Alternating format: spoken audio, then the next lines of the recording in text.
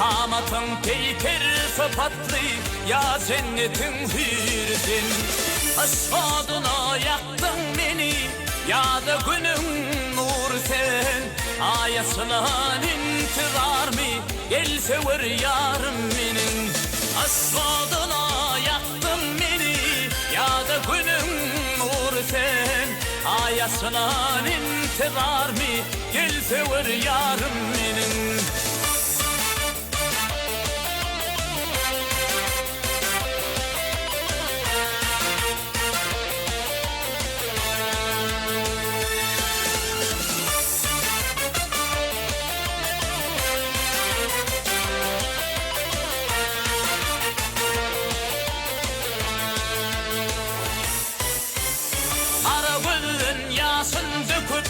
Dar güryan olmaz mey teraslan kere gülsün sarılmam solmaz mey.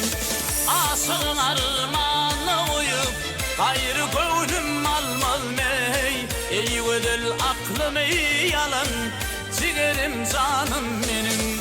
Asın armağanı uyup gayrı gönlüm almaz mey. Eyvedil aklımı yalan ciğerim canım benim.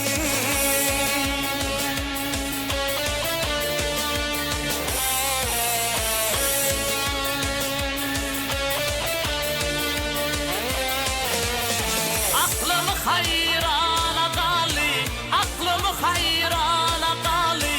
Görsün benim yarım ey, elim zahana vermenim zülfünün her tarını.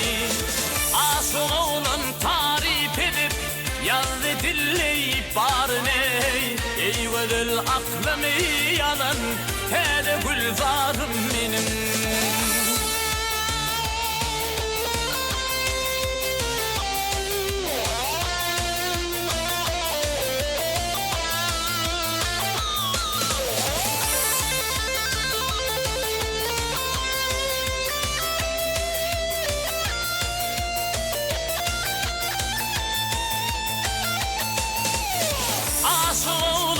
Aşığım seni tarif edip yazdı dilleyip barın ey.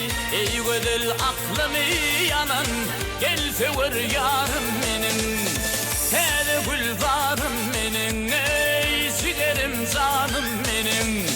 Gel doğun ayım benim.